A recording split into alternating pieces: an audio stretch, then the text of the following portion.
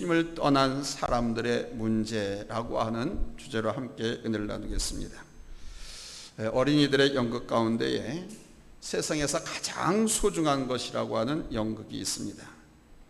새 아이의 엄마가 병들어서 소생할 수 없는 상태가 되었습니다. 그래서 의사는 더 이상 가망이 없다, 손쓸 길이 없다라고 말했을 때 천사가 병원에 나타나서 이 새 아이에게 제안을 했습니다.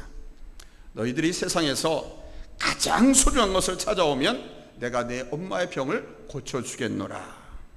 이 새 아이는 이 세상에서 가장 소중한 것이 무엇인가, 그것을 찾기 위해서 길을 떠났습니다. 여러 사람들을 만나서 나름대로 세상에 가장 소중한 것에 대해서 듣고 보았지만 그들이 보고 만진 것, 그것이 아니라는 것을 알고 계속 찾아 나서게 됩니다. 그러다가 우연히 길가에서 엄마 개가 강아지들을 돌보면서 먹을 것을 물어다 주고, 또 강아지들은 자기들이 먹다 가만히 있고 엄마가 가만히 있어, 엄마가 배고플 것 같아, 그래서 자기 것을 가지고 엄마 하면서 강아지들이 엄마 입에 갖다 주는 것을 봤습니다. 순간 이 아이들은 세상에서 가장 귀한 것이 무엇인지 깨닫고 돌아갔습니다. 여러분, 이 이야기에서 세상 가장 귀한 것 여러분 캐내셨습니까? 그리고 병실을 방문한 그 천사에게 말했습니다. 세상에서 가장 소중한 것은 사랑이라고. 여기에 천사는 기뻐하면서 그 아이의 엄마를 고쳐 주었다는 이야기입니다. 그렇습니다. 우리가 살아가는 이 세상에서 가장 소중한 것은 권력도 아니고 물질도 아니고 학력도 아니고 여러분 사랑인 줄로 믿습니다. 저는 유명한 소설가 톨스토이의 명언을 참 좋아합니다. 세상에서 가장 귀한 사람은 현재 내가 만나는 그 사람이고, 세상에서 가장 소중한 시간은 현재 시간이다, 지금이다. 그리고 세상에서 가장 소중한 것은 사랑이다, 이렇게 말했습니다. 고린도전서 13장 13절에도 말씀하시죠. 믿음, 소망, 사랑, 이 세 가지는 항상 있을 텐데 그 중에 제일은 뭐라고요? 사랑이라. 그렇습니다. 왜 사랑이 가장 소중하냐? 첫째, 사랑은 능력이기 때문에 그렇습니다. 한번 따라서 합니다. 사랑은 능력이다. 사랑은 능력이에요. 이 사랑이 없으면 세상이 맛을 잃어버리게 되어 있습니다. 마치 맛을 잃어버린 과일, 맛을 잃어버린 음식, 빛을 잃은 세상을 한번 생각해 보십시오. 우리가 먹는 음식과 과일이 아무 맛이 없다면 여러분 어떨까요? 그러나 사랑이 맛을 냅니다. 사랑이 사람을 사람답게 만들고 사랑이 세상을 아름답게 만드는 거예요. 사람이 사람 되는 것은 바로 이 사랑이 있기 때문에 사람 되는 것입니다. 사람이 없으면 동물인 거예요. 짐승인 거예요. 사람이 진정으로 사는 기쁨을 가지게 되는 이유도 바로 내가 사랑하는 사람이 있을 때와 또한 내가 사랑받고 있을 때인 것입니다. 그러나 우리 인간의 사랑에는 한계가 있지요. 우리가 말하는 사랑은 어디까지나 상대적인 경우가 많기 때문입니다. 언젠가 연애 카운슬러의 요즘 젊은이들의 사랑 방식에 관한 내용을 여성지와 인터뷰한 것을 읽어봤습니다. 연애 카운슬러가 요즘 젊은이들은 어떻게 사랑하는가, 그 내용 중에 야, 이게 사랑이야? 이게 뭐야?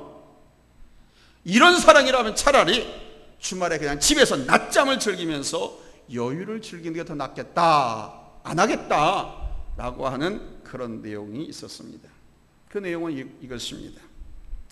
핸드폰을 잠시 차에다 두고 식당에 가서 식사를 하러 갔다 온 사이 돌아와서 핸드폰을 봤더니 부재중 전화가 30통이 걸려와 있는 거예요.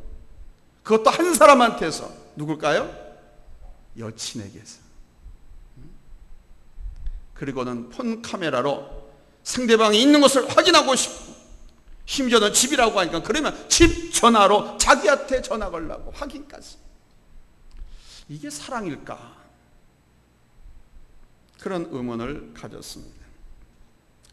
사랑한다는 미명하에 핸드폰이 족쇄가 된 것이죠. 여러분, 이게 사랑이라고 생각하십니까? 사랑은 환경에 따라서도 변합니다. 경제가 어려워지면, 그러면 경제 때문에, 경제가 문제, 갈라서는 부부도 많습니다. 풍족하면 풍족한 대로 바람 피우고 한눈 팔아서 갈라지고, 풍족하지 못하면 풍족하지 못한 대로 또 변질되고 사랑이 타락해서 갈라지고, 이런 것은 사실은 유혹과 시험에 넘어지는 사랑이죠. 세상이 말세에 이를수록 예수께서 말씀하신 대로 사랑이 다 식어갑니다. 마태복음 24장 12절에서 말씀했습니다. 불법이 성함으로 많은 사람의 사랑이 식어지리라. 이 불법이라고 하는 것은 여러분이 아시는 것처럼 가정을 허무는 법, 부부간 간의 신뢰를 깨트리는 그런 안 좋은 불륜들, 관계를 말하는 거예요. 이런 것들이 하나님께서 우리에게 주신 그 사랑의 불씨가 우리에게는 조금씩 다 남아있는, 그 사랑 없이 이 세상에 존재하는 사람이 아무도 없는데 그 불법이 오히려 사랑을 다 식어버리게 만든다.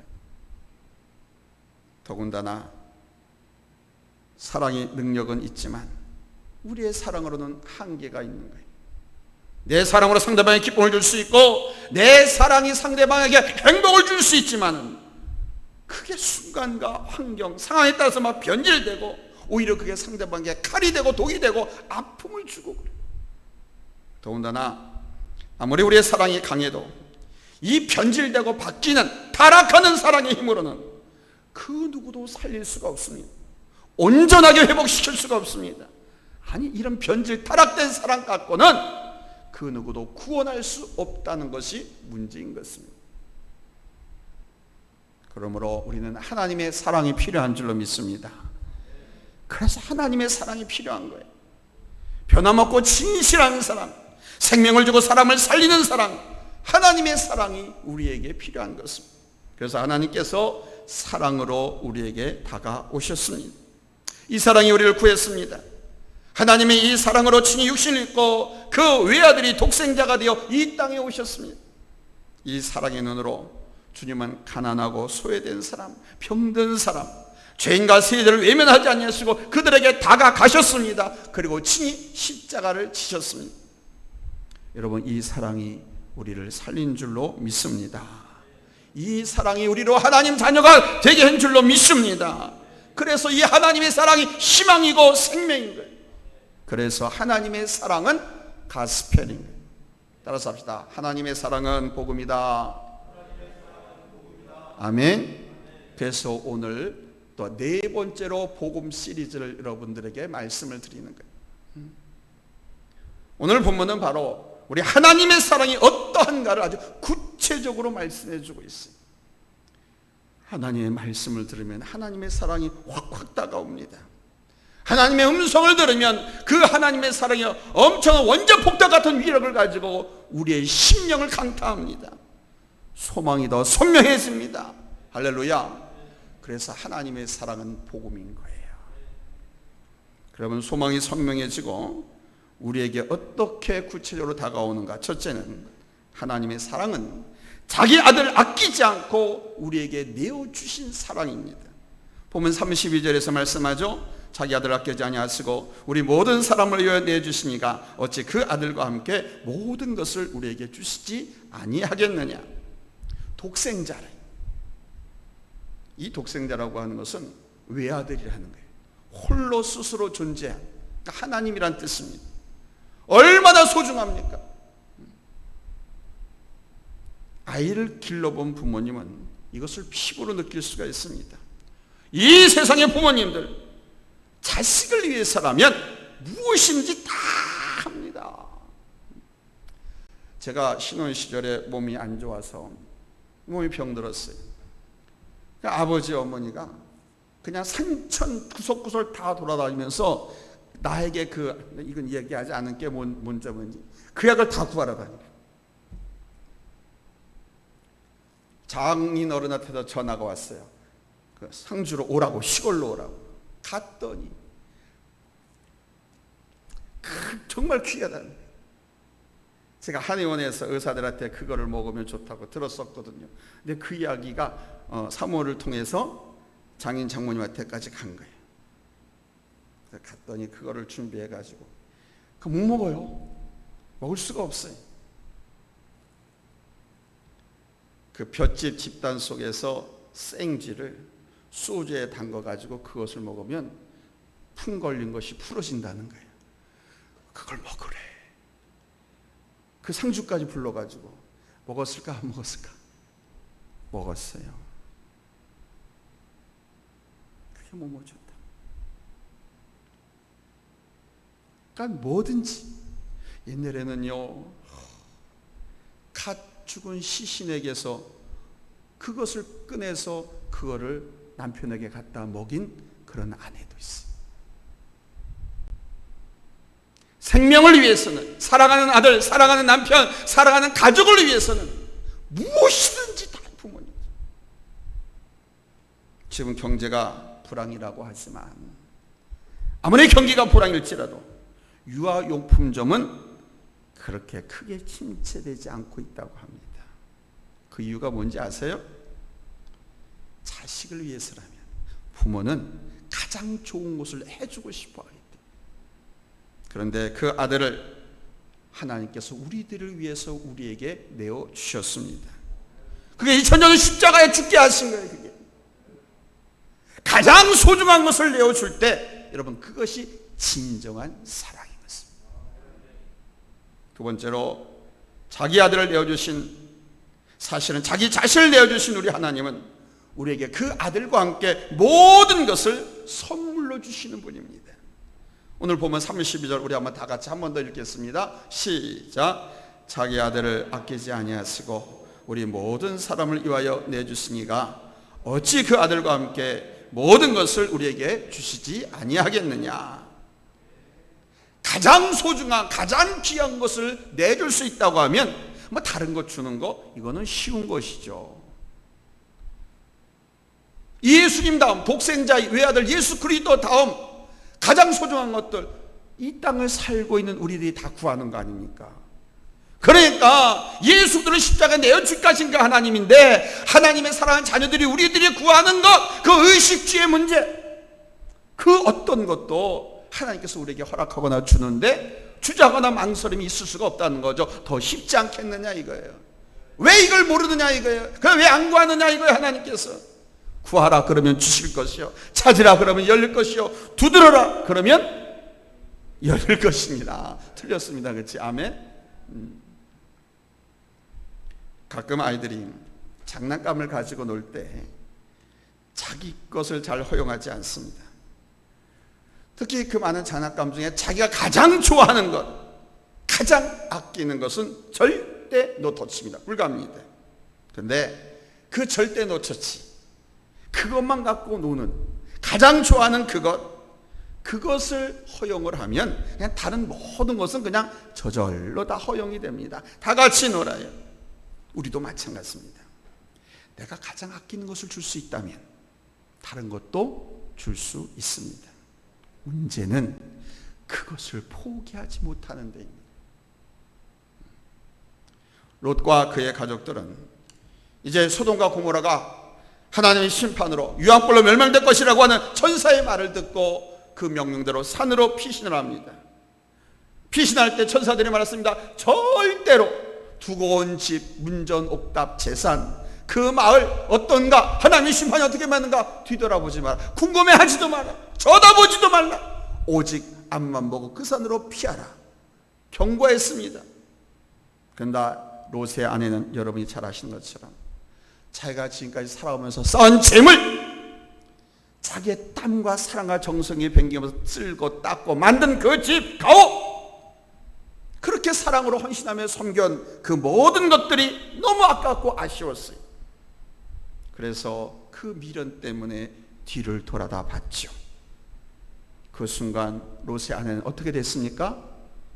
여러분이 더 잘 알지요. 죽었습니다. 소금기둥이 됐습니다. 이렇듯 포기한다고 하는 것은 쉬운 것이 아닙니다. 그러나 포기할 때는 다른 것은 쉬운 거예요. 아브라함이 여러분이 아시는 것처럼 100살 때 낳은 아들 이삭을 제물로 바치라고 하는 하나님의 요구에 불순종했습니까? 순응했습니까? 순응했습니다. 쉽지 않습니다. 우리는 성경을 통해서 아니까 야, 아브라함 믿음이 대단하다 우리가 이렇게 생각하는지 모르지만 이거 쉬운 문제가 아닙니다. 아브라함에게 있어서 가장 소중한 겁니다. 그것도 약속의 아들입니다. 하나님께서 약속하시고 하나님께서 주신 선물입니다. 근데 그 이삭을 모리아 제단에서, 모리아 산에서 불러 태워서 번제로 바치라는 거예요. 얼마나 당혹스럽고 얼마나 고민되는 일입니까? 아니, 내가 하나님을 안 믿으면 되지. 하나님을 안 믿고 내가 지금 떠나가면 이 아들은 내 아들이 되는 거 아니냐, 이거예요. 고민 안 했겠어요? 근데 성경을 봤더니 아브라함은 번민도 안 하고 갈등도 안 하고 주저하지도 않고 머뭇거리지도 않았다고 합니다. 그냥 이삭을 하나님께 드리기로 작정을 하고 그 다음날 아침 일찍이 그 이삭을 데리고 모리아 산으로 갑니다. 왜? 거기서 바치라고 했기 때문에. 자기 것을 다 포기한 것이죠. 소중한 것을 다 포기하니까 혹시라도 그 결심, 그 계획, 그 작정에 문제가 발생할까봐 이른 아침 일찍부터 실행에 옮기는 거예요. 여러분, 이른 아침부터 그 결심을 실행에 옮기는 그 순간이 아브라함에게는 가장 큰 능력의 순간이었다는 사실. 그 순간 아브라함은 모든 것을 할 수 있는 순간이었습니다. 그 순간 하나님은 아브라함에게 축복을 실행하셔서 여러분 확실한 축복의 자리로 이끄신 줄로 믿습니다. 아멘. 하나님께서는요 우리 죄인들을 위해서 가장 귀중한 것을 포기하셨습니다. 독생자 외아들을 나를 위해서 아낌없이 내어주셨습니다. 그렇다면 그 귀한 생명, 독생자의 생명을 내주셨는데 다른 것은 주시지 않겠는가 하는 그런 말씀입니다. 우리의 믿음의 문제이겠죠. 따라서 합시다. 내 믿음의 문제다. 독생자를 아낌없이 주신 이 하나님의 사랑을 내가 믿는다면 하나님께서 우리 각자에게 주신, 우리 민족에게 주신, 우리 교회에 주신, 여러분의 가정과 직장 사업장에 주신 비전, 그 약속은 여러분 분명한 겁니다. 아멘. 여러분이 그것을 믿는다고 하면 우리가 하나님의 뜻과 하나님의 영광을 위해서 구하고 찾고 두려는 것에서 여러분 우리 하나님은 역사하실 줄로 믿습니다. 그러므로 하나님의 말씀, 약속을 붙잡으세요. 하나님께 주신 그 말씀을 내게 주신 약속으로 붙잡으라는 거예요. 할렐루야. 말씀에 의지해서 예수 안에서 여러분의 비전을 향해서 달려가십시오. 내가 포기할 것이 있다면 포기하고 오직 하나님의 말씀을 붙잡고 가세요. 그러면 하나님께서 그 말씀 붙들고 순종하는 여러분을 통해서 그 약속을 이루실 줄로 믿습니다. 그냥 그 약속을 내 앞에 냈다 내던져 주시는 것이 아니에요. 그 약속을 붙들고 믿음으로 순종해 나가는 여러분에게 하나님께서 이루어 주시는 것이지. 할렐루야. 자기 아들을 아끼지 아니하시고 우리를 위해서 내어주신 사랑, 그러기에 다른 모든 것도 주시는 사랑, 이 사랑에 대해서 사도 요한은 이렇게 말했죠. 하나님은 사랑이라. 아멘. 결론적으로 하나님은 사랑이라고 선포합니다. 그렇습니다. 하나님은 사랑이십니다. 세 번째 대지입니다. 바로 이 하나님의 사랑 안에서 살아갈 때 다음과 같은 역사, 능력, 은혜, 축복을 우리가 경험하게 됩니다. 누구도 나를 대적할 수가 없습니다. 따라서 합시다. 하나님의 사랑 안에서 살아가면 내 앞에 적이 없다. 누구도 대적할 수 없다라고 하는 것은 그 누구도 내 앞에 대적으로 나타나고 장애물 나타날 수 있지만 다 내가 해치우고 극복하고 뛰어넘고 이기고 나간다는 거예요. 우리가 하나님의 사랑 안에서 살아간다고 하면 우리는 적어도 하나님을 위해서는 실패할 수가 없어요. 왜냐하면 누구도 우리를 대적할 수 없으니까. 다윗은 시편 118편 6절에서 이렇게 노래했습니다. 여호와는 내 편이시라. 내가 두려워하지 아니하리니 사람이 내게 어찌할꼬. 사람이. 그러니까 다윗은 자기에 대해서 이렇군 저렇군 할 수 있는 것은 하나님밖에 없다는 거예요. 아멘. 그 하나님이 내 편이신데 아니 사람이 니들이 감히 나에게 뭘 어떻게 할 수 있겠느냐 이거예요. 이렇게 담대한 믿음. 아멘. 생명의 믿음을 다윗은 소유했어요. 원수들과 그의 적들이 다윗을 해치려고 해도 전혀 두려워하지 않았습니다. 사울왕 장인이 그를 뒤쫓고 압살롬 큰아들이 그를 뒤쫓고 적진에서 수많은 적들과 대적하면서도 그는 결코 두려워하지 않았습니다. 인간적인 어떤 용맹성, 용기, 배짱 때문이 아니었습니다. 그에게는 여호와 하나님, 여호와라는 이름이 그에게 있었기 때문입니다. 그래서 그가 적들, 원수들, 자기보다 더 큰 태산같이 엄한한 대적 앞에 나갈 때도 여호와 이름으로 그는 나갔습니다. 아멘. 그 여호와 이름이 방패가 되기도 하고 칼이 되기도 하고 대포가 되기도 하고, 아멘, 총알이 되기도 했습니다. 여러분 잘 아시는 것처럼 다윗이 골리앗을 대적할 때 무기는 오직 돌팔매질할 때 쓰는 풀무와 돌이었습니다. 물맷돌과 매끄러운 돌 5개가 전부였습니다. 그때 그는 오직 만군의 여호와, 여호와의 이름으로 나가서 그 골리앗을 여러분 쓰러뜨렸지 않습니까? 나를 위해서 자기 아들 아낌없이 내어주실 뿐만 아니라 모든 것을 주시겠다고 하는 그 사랑과 어디든 함께 하시겠다고 하는 그 하나님의 약속에 힘있는 믿음으로 살아간다고 하면 우리가 이 세상에서 두려워할 거나 쫄 것이 뭐가 있겠어요? 아멘. 이 세상에 내 앞에 적으로 나타나는 것들은 바비로 보이겠지. 바비지. 여호수아가 갈릴리 말했던 것처럼 가나안 땅 그 아낙 자손이라든가 여리고 성안의 군사들이 다 밥으로 보이는 거죠. 밥은 뭡니까? 내가 먹고 내가 힘을 얻고 내가 크고 내가 성장하는 거 아닙니까? 아멘. 근데 우리가 왜 두렵습니까? 바로 이 사실 잊어버리기 때문에 그러는 거예요. 하나님의 약속에 힘있는 믿음, 이 믿음을 잊어버렸기 때문에 환경이 더 크게 보이는 겁니다. 세상이 더 크게 내게 다가오는 거예요. 그 하나님은 거기에 감춰져 보이지 않아요. 이 약속의 말씀 있는 믿음을 잊어버리니까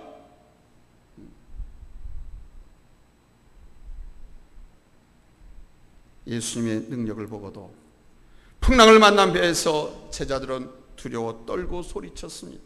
예수님이 함께 그 배에 있는데도 불구하고 풍랑 앞에 제자들은 두려워 떨었습니다. 살려주세요, 살려주세요, 주여, 주여, 주여. 아니 왜 주무시고 계십니까? 이 난리통에 얼른 우리 좀 살려주세요, 우리가 다 죽게 되었습니다. 아니 예수님이 같이 그 배를 타고 있는데 큰 풍랑이 막 배를 덮칠 것 같고 막 넘실넘실대는 그 갈리 호수 바닷물에 그렇게 두려움이 엄습해 왔어요. 그것은 배 안에 자기들과 함께 계신 우리 주님보다 풍랑이라는 환경을 먼저 봤기 때문에 그런 거예요. 그래서 먼저 뭘 보느냐? 먼저 무엇을 생각하느냐가 내가 승리할 수 있는 비결이다. 그들이 주님을 먼저 보았더라고 하면 아마 결코 두려워하지 않았을 것입니다. 여러분, 하나님의 사랑 안에 있는 사람이 이기고 하나님의 이름으로 나가는 믿음이 이기는 줄로 믿습니다. 십자가에서 승리하신 예수 그리스도의 이름으로 나갈 때 이기게 될 줄로 믿습니다. 오직 예수, 오직 믿음, 오직 예수의 이름으로 나는 일어서리라, 나는 승리하리라. 할렐루야.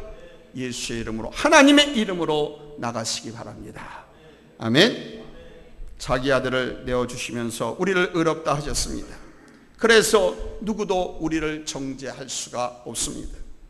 하나님께서는 너는 내 딸이다, 너는 내 아들이다 라고 하시는데 누가 우리를 대적하겠습니까? 내가 사는 것이, 내가 말하는 것이 마치 조그만 귀신의 쫄병처럼 살아가니까 세상 사람들이 우습게 알고 졸지.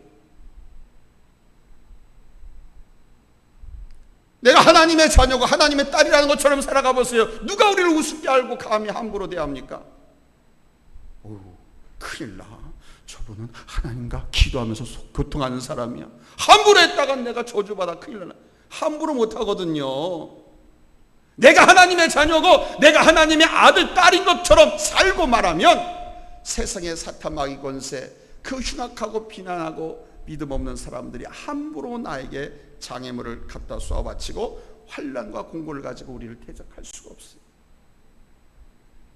그러나 율법주의자들은 자기는 옳고 다른 사람은 다 틀렸다고 스스럼 없이 정죄했습니다. 여러분도 잘 아시는 것처럼 가늠하다 현장에서 잡힌 여자, 그 여자를 데리고 와서 주님 앞에서 돌로 쳐 죽이겠다고 머리채를 붙잡고 나왔습니다. 근데 하나님의 사랑으로 볼 때는 가늠하다 현장에 붙잡힌 여인이지만 나도 너를 정죄하지 않노라 라고 선포하는 거예요. 교회 안에서든 바깥에든 어디서든지 간에 너 나쁜 놈이야, 너 나쁜 년이야, 너 그렇게 하면 안 돼 라고 우리는 정죄하거나 비난해서는 안 돼요. 예수님께서 가늠하다 현장에 붙잡혀온 당시 의롭다 하는 사람들, 율법 바리새인들, 하나님을 잘 믿는다고 하는 사람들 다 돌로, 율법대로 돌로 쳐 죽여야 된다고 말했잖아요. 근데 주님께서는 나도 너를 정죄하지 않는다. 이 말은 우리들도 그렇게 살라는 교훈인 것입니다. 여러분, 그 누구도 큰 죄를 지었든 작은 죄를 지었든 세상에서 비난받고 손가락질 받는, 아니면 교회 안에서도 하나님의 말씀을 어기고 불충성하고 불신해서 큰 잘못 저지를 했더라도 그렇게 비난하지 마세요. 심판은 하나님의 권한입니다. 아멘. 우리는 위에서 뭐 하라고 그래요? 기도하라. 기도하면서 그를 보고 나도 저런 죄를 질러서 하나님 앞에 버림받을까 심판받을까 두려워해서 오히려 경계 삼고, 아멘, 더 열심히 기도하고 더 헌신하고 더 충성하고 더 내 신앙을 잘 관리하는 신실한 그리스도인이 되어야 하는 것입니다. 누가 뭐로 하든 하나님께서 내가 너를 사랑한다고 너를 정죄하지 않으시면 여러분 다 되는 줄로 믿습니다. 아버지가 정죄하지 않으면 되는 거예요. 하나님께서 정죄하지 않으면 되는 거예요. 하나님이 정죄하지 않는다고 선언하셨잖아요. 그렇다면 누구도 정죄할 수 없는 거예요. 그러니까 누가 뭐라고 하는 거 거기에 신경 쓰지 마세요. 더 무서우신 하나님이 지켜보고 계시고 하나님이 심판하시잖아요. 그 하나님이 정죄하지 않으시잖아요. 물론 사람들은 정죄할 수 있습니다. 그러나 하나님의 이 사랑을 깨달으면, 내가 하나님의 이 은혜, 이 사랑 안에 있다고 하는 것을 깨달으면 나는 사람들의 정죄 때문에 무너지지 않는다는 거예요. 아멘. 하나님이 나를 정죄하지 않으신다고 했으니까 그래서 내 생명을 포기하지 않는다. 하나님의 자녀로 여전히 인정해 주시고 그 손에다 손가락질을 키워주신다고 하셨잖아요. 그는 자녀의 권리, 권세, 자리를 다 회복시켰다는 것을 의미하지 않습니까? 그러니까 하나님이 이렇게 정죄하지 않고 자녀의 권세, 자리를 회복시켜 주셨으니 세상에서 아무리 누가 뭐라고 한들 거기에 넘어가지 마시고, 거기에 포기하지 마시고, 거기에 생명을 걸지 마시고 여러분 새롭게 일어서시기를 예수님의 이름으로 축복합니다. 그래서 오히려 겸손하게 나를 정죄하고 판단하는 사람들 앞에서는 더 겸손해져요. 나의 어리석음과 무지, 나의 죄인됨을 솔직히 인정하고 이해를 구하고 용서를 구하고, 그러면 하나님 안에서 자유할 수 있는 거예요. 이것이 신앙입니다. 법원 재판정 앞에 서 있는 죄인, 피고인이 아니라 피의자가 아니라 이것이 예수 그리스도 안에 하나님 사랑 안에서 살고 있는 그리스도인의 모습입니다. 세 번째는 이 누구도 바로 이 하나님의 사랑에서 끊을 수가 없다라는 사실입니다. 오늘 함께 읽었던 본문 35절 그리고 38절 39절 말씀하시듯이 악한 것이나 선한 것이나 환경이나 사람이나 일이나 그 어떤 힘이든지 우리를 하나님의 사랑에서 끊을 수 있다 없다? 끊을 수가 없다라는 것입니다. 세상의 교회를 무너뜨리려고 아무리 발버둥을 쳐도 저들의 힘으로는 될 수가 없습니다. 여러분이 아시겠지만 소련이, 중국이 교회를 없애려고 얼마나 온갖 짓을 다 했습니까? 저 독일이 하나님을 믿지 못하게 교회를 폐쇄하고 신앙인들을 죽이려고 별의별 짓 다 했지 않습니까? 세계 인류사에 잔혹한 엄청난 짓을 다 저질렀습니까? 그렇다고 교회가 없어졌습니까? 아닙니다. 소련 땅에는 교회가 얼마나 많은지 모릅니다. 중국에도 교회가 얼마나 많은지 모릅니다. 말씀드렸잖아요. 우리나라보다 10배 이상의 기독교인들이 있습니다. 북한에도 교회가 없을 것 같습니까? 북한의 지하교회, 가정교회들이 얼마나 많은지 모릅니다. 교회를 없애려고 한다고 해서 교회가 없어지는 건 아니에요. 지금 이 땅에도 기독교를 말살하려고 하는 사람들이, 한국에서 기독교의 교회가 폐쇄되는 것을 보기 전에 난 먹지도 않겠다고 결산을 조직하는 사람들이 있습니다. 그 중에 대표적인 사람이 이정훈 교수 같은 사람 아닙니까? 서울대 법학대학교 법학 박사인 그 사람. 그러던 그 사람이 교회를 핍박하고 말살시키려고 노력하고 연구하다가, 말씀을 연구하다가 하나님을 만나고 예수를 만나가지고 개종했잖아요. 그 기독교를 개종해가지고 오히려 정부를 비난하고 교회를 지키고 보호하려고 하는데 앞장서고 있어요. 이정훈 교수라고 있어요. 검색해 보세요. 이 시대의 석학입니다. 로마의 황제들을 비롯해서 수많은 원수들이 그리스도를 핍박하고 교회를 무너뜨리려고 했지만 그 누구도 성공하지 못했습니다. 오히려 그 당사자가 자살해 죽거나 테러를 당해서 죽거나 그의 집안 자손 자식들까지 완전히 무너져 내렸고, 오히려 그 국가가 없어지기도 했습니다. 기독교를, 교회를 핍박하고 말살하려고 했던 실력자들, 권세가들은 심지어 나라도 없어졌다니까요. 소련도 없어졌지요. 이제 북한하고 중국만 없어지면 돼. 없어지게 돼 있어요. 교회, 기독교 역사가 그것을 증명하며 세계 역사가 그걸 증명합니다. 하나님을 감히 대적하려고. 지금 이 설교를 혹시라도 유튜브를 통해서 정치가들이나 안티 기독교들이 본다고 하면 아마 흥분할 겁니다. 그렇습니다. 조심하세요. 교회를 핍박하고 비난하는 개인도 마찬가지입니다. 본인뿐만 아니라 그의 가정, 그의 자손 3,4대가 멸종을 당하고 완전히 폐허가 되어버립니다. 저는 어려서부터 수백 지켜봐 왔습니다. 그래서 아무리 보잘것도 없고 아무리 작고 냄새나는 작은 지하 교회라 할지라도 비난하고 비방하지 말라고 저는 늘 말씀드립니다. 지혜로운 민족의 선각자, 여러분 잘 아시는 민족주의자 김구 선생님은 이 대한민국 땅에 경찰서 10개 짓는 것보다 교회 한 개를 세우는 게 더 낫다라고 여러분 설파하지 않았습니까? 교회를 세우자고.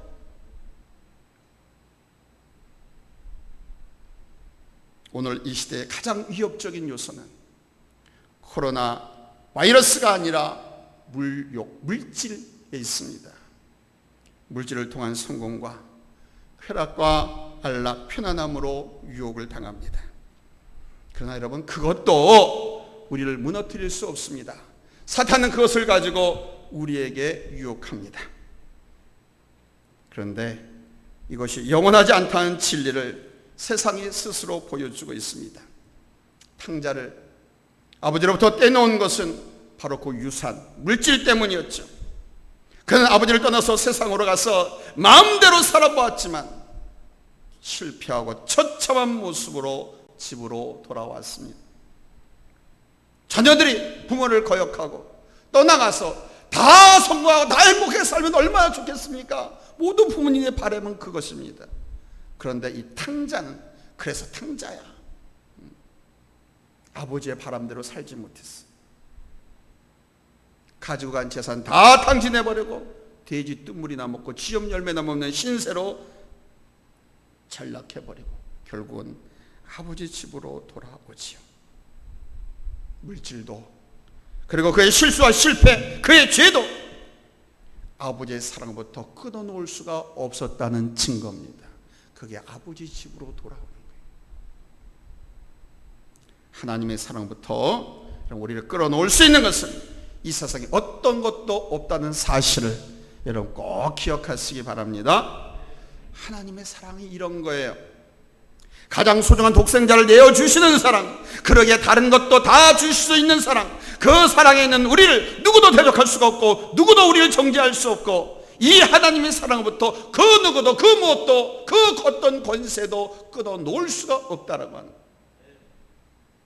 성경이 그렇게 말하고 있는데 좀 더 나은 직장으로 보수가 많다고 해서 옮겨가면서 교회를 떠납니까? 예수를 팔아먹습니까? 근데 우리 주변에서 종종 일어나는 일이 그 얼마 안 되는 그 물질 때문에. 그래서 이 하나님의 사랑이 복음인 거예요. 예수 그리스도를 통한 하나님의 구원의 역사, 그리고 예수 그리스도 그분 당신, 그리고 하나님의 나라, 하나님의 사랑이 그래서 복음인 것입니다. 여러분, 이 사랑이 느껴지십니까? 이 하나님의 사랑을 확신하십니까? 이 하나님의 사랑이 나를 둘러 진치고 있고, 나를 떠받치고 있고, 나를 포옹하고 있고, 나를 움직이고 있다고 하는 것, 여러분 느껴지십니까? 이걸 꼭 느끼시기 바랍니다. 그러면요, 든든해요. 어떤 것에도 쫄지 않습니다. 절 보라고 하잖아요. 절 보라고 하잖아요. 이 큰 교회에 텅텅 비었습니다. 성도들도 막 배반하고 떠났습니다. 근데 하나님을 바라보니까 그냥 감사해. 아멘. 더 귀하고 더 훌륭하고 더 귀하고 놀라운 하나님의 일꾼들을 또 채워주십니다. 아멘. 우리 장로님도 걱정하시더라고요. 근데 저는 안 걱정해요. 걱정하지 않습니다. 하나님은 그렇게 저를 위로하시고 저와 함께 하십니다. 우리와 함께 하십니다.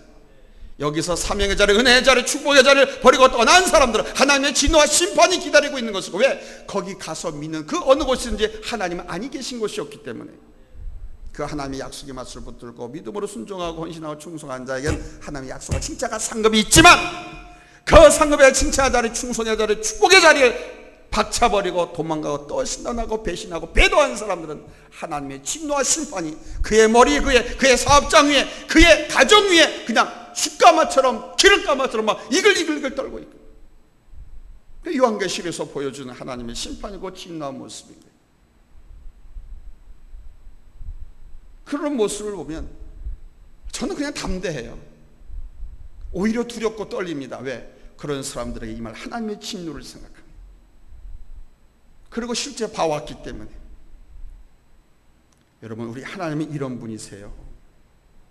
그러니까 내가 하나님 앞에 죄 지었다 하더라도 하나님 앞에 회개하면 하나님은 돌아온 탕자를 내 아들이다라고 하면서, 죽었던 내 자식 다시 돌아왔다고 하면서 기뻐하고 반겨하면서 목욕물을 끓여라, 소를 잡아라, 동네 잔치를 하자, 사람들을 불러라, 그리고는 금가락지를 새 옷을 입힌 기뻐하신 그 아버지, 그 아버지가 우리 하나님을 상징하는 것이고, 그 장면을 기억하시면서 그 사랑이 항상 나를 둘러진치고 나를 강권하고 있고 나를 이끌어가고 있다라고 여러분 확신하시기 바랍니다. 이것이 하나님의 복음이, 하나님의 사랑이 내 안에 있다고 한 증거예요. 확신하면. 그런데 이것을 확신하지 못하면 여러분의 신앙은 흔들리게 돼 있어요. 뭐든지 믿음이 없으면 흔들리는 거예요. 믿음이 없으면 불신가는 거예요. 확신이 없으면 넘어지게 돼 있는 거예요. 성도들이 겪는 영적 문제들의 대부분은 바로 하나님께서 나를 사랑하신다, 나에게 주신 약속, 내가 하나님 앞에 소원한 것을 반드시 지키게 하시고 축복하신다고 하는 이 사랑을 확실히 모르기 때문에 발생하는 거예요. 하나님 바로 우랑꽝꽝 하면서 역사하지 않으시고, 우리로 하여금 이성적인 올바른 선택을 할 수 있도록 자유의지도 주셨고, 그리고 그 선택에 대한 결과를 우리에게 책임을 지우시기 위해서 하나님은 내버려 두시고, 그리고는 결과적으로 하나님께서 칭찬할 사람 칭찬하고 상 줄 사람 상 주고 벌 줄 사람은 벌 주시고, 사실 이게 무서운 겁니다. 우리의 영적인 문제의 대부분은 바로 다른 데 있는 것이 아니라 바로 이 하나님의 약속의 말씀, 하나님의 사랑의 확신의 부재에 있다는 사실입니다. 이 사랑에 대한 믿음, 확신이 없으면 우린 순간순간 흔들립니다. 영인에도 떠나는데 우리도 떠나야 되지 않느냐? 갑순에도 떠났는데 우리가 여기서 뭘 보겠다고 해서 지금까지 하나님의 은혜 속에 걸어오고 살아온 것을 생각하지 않고 현실만을 바라보게 됩니다. 그러나 그 잘못된 오파는 참으로 비참하고, 정말로 나오미라고 부르지 말고 마라라고 부르라고 할 정도로 비참하고 참담한 삶의 결말을 가져오는 것입니다. 하나님이 나를 얼마나 사랑하시는지, 그 독생자 예수 그대를 십자가에 죽이실까지 할 정도로 나를 사랑하고 계시고 나를 당신의 딸이라고, 나의 아들이라고 불러 세우셨다는 사실을 여러분 믿으시기 바랍니다. 조금 더 의심하지 마세요. 나는 하나님의 아들이다, 나는 하나님의 딸이다. 말라기의 말씀을 보면 하나님께서 이스라엘 백성들에게 내가 너희를 사랑하였노라, 제가 이렇게 막 열변을 토하는 것처럼 내가 너희를 사랑했어, 너희를 사랑했다고, 이 바보들아, 왜 그렇게 살아, 왜 그렇게 살아. 그랬더니 이스라엘 백성들이 그럽니다. 아니, 언제 하나님께서 우리를 사랑하셨습니까? 어떻게 사랑했습니까? 제 말 좀 해줘서 반문하고 대들었어요. 그처럼 많은 사람들이 하나님께서 언제 나를 사랑하셨습니까? 사랑받아서 지금까지 이렇게 살아왔는데, 하나님이 지키시고 보호시고 붙잡고 계셔서 수많은 사람들이 코로나 바이러스에서 퍽퍽 쓰러지고, 코로나 바이러스 때문에 가게가, 사업이 무너지고 넘어지고 관계가 깨어지고 있음에도 불구하고 하나님께 지켜주셨는데 그건 모르고 언제 사랑해 주셨냐고. 많은 사람들이 실망하고 좌절해서 삶을 포기하고 인생을 포기하고 주저앉아서 낙심하고 세상에 갔을 때도 하나님께서 나를 붙잡아 주셔서 오늘 이 예배 자리, 신앙의 자리에 있게 하셨는데 그것도 모르고, 그것이 하나님의 사랑인 줄 모르고 언제 하나님 나를 사랑하셨습니까? 하고 하나님 앞에 반문합니다. 나는 하나님 앞에 사랑받지 못해. 누구는 사랑하시는 것 같은데 나는 하나님의 사랑을 느껴본 적이 없다, 이렇게 말해요. 그래서 하나님 앞에 오히려 대들고 반문하고 떠나가곤 합니다. 바로 예수님을 떠난 사람들의 문제가 이겁니다. 예수님의 기적, 예수님의 능력만 보려고 했지, 그 예수님, 그 하나님이 내게 베풀어 주고 있고 나를 둘러 친치고 감싸고 있는 그 하나님의 사랑을 보지 못했기 때문에. 그러나 그 사랑을 확신한 사람들은 끝까지 남습니다. 그게 구루토기입니다. 그게 남은 자입니다. 그 남은 자를 통해서 민족을 이루고 나라를 번성케 하고 하나님의 뜻을 이루십니다. 그분이 바로 예수님의 제자의 삶을 사는 거예요. 하나님의 놀라운 일을 감당하는 한 시대의 일꾼으로 서게 되는 줄로 믿습니다. 우리가 바로 이 하나님의 사랑의 복음 안에 설 때 우리는 변함없이, 흔들림 없이 여러분 줄곧 일심으로 여러분 서게 되는 줄로 믿습니다. 예수 그리스도 안에서 하나님의 역사에 참여하게 될 줄로 믿습니다. 하나님의 이 역사에 참여해서 귀하게 쓰임받고 축복받고 우리 하나님께서 내 한국교회 역사에 암흑의 강집사를 내놓는다, 한국교회 성산교회 역사에 나간주 집사를 내가 천거한다. 아멘. 내가 한국교회 성산교회 역사에 백윤복 장로를 천거한다. 하나님께서 자랑스럽게 하십니다. 그러면서 그분들이 섬기는 가정, 직장, 사업장, 자손들을 튼실하게 해주시고 번성케 하시고 하나님께 내놓으실 정도로 비리비리하고 빌어먹고 사는 사람을 하나님께서 내놓으시겠어요? 행복하고 건강하고 튼실하고, 아멘, 번성하고 창성케 되고 하나님의 자녀 아들, 그 이름값 하는 여러분 그 모습으로 한국교회 앞에, 세상 앞에 여러분 자랑하고 증거할 줄로 믿습니다. 이 역사에 모두 참여할 수 있는 오늘 예배에 참석한 우리 성도님 되시기를 예수님의 이름으로 축원합니다. 할렐루야. 기도합니다. 하나님